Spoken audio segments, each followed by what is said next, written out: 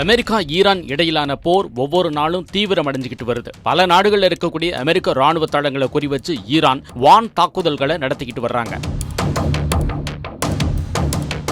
அதே மாதிரி ஈரானோட முக்கிய பகுதிகளை குறிவச்சு அமெரிக்கா தாக்குதல் நடத்திக்கிட்டு வர்றாங்க. இப்படியான சூழல்ல யாருமே எதிர்பார்க்காத ஒரு நேரத்துல லேசர் ஆயுதங்களை அமெரிக்காவும் இஸ்ரேலும் களமிறக்கி இருக்கிறதா சர்வதேச ஊடகங்கள்ல தகவல் வெளியாகி பரபரப்பை ஏற்படுத்தியிருக்கு. அதே மாதிரி அமெரிக்க விண்வெளி படையும் களத்துல இறங்கி இருக்கிறதா சொல்லப்படுது.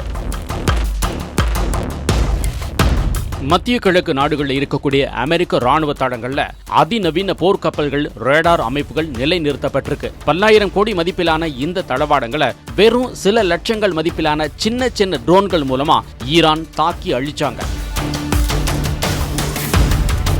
இதனால அமெரிக்கா பெரும் நஷ்டங்களை சந்திச்சுக்கிட்டு வந்துச்சு. இப்படியான சூழல்ல தான் லேசர் ஆயுதங்களை போர்க்களத்துக்கு அமெரிக்கா அனுப்பி இருக்கிறதா தகவல் வெளியாகி இருக்கு.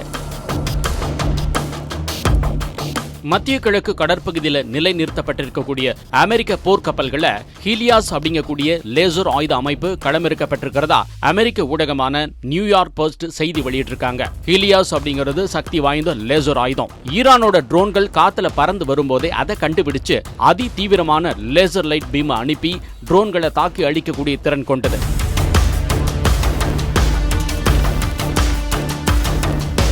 அது மட்டும் இல்லாம இது மின்சாரத்துல இயங்கக்கூடியது. ஏவுகணைகள் தயாரிக்க ஆகக்கூடிய செலவு கோடிக்கணக்கில் இருக்கக்கூடிய நிலைமையில விலை மலிவான மற்றும் கரண்ட் பில் மட்டுமே செலவு கொண்ட லேசர் ஆயுதங்கள் ஈரானுக்கு பின்னடைவா பார்க்கப்படுது. இந்த லேசர் ஆயுதங்கள் ஒளியின் வேகத்துல போறதுனால எதிரி நாட்டோட வான் ஆயுதங்கள் தப்பிக்க முடியாம போயிருது. அதே மாதிரி மின்சாரம் இருக்கக்கூடிய வரைக்கும் லேசர் ஆயுதங்களை எப்ப வேணாலும் பயன்படுத்தலாம். ஏவுகணைகள் மாதிரி தீந்து போகக்கூடிய அபாயமும் கிடையாது.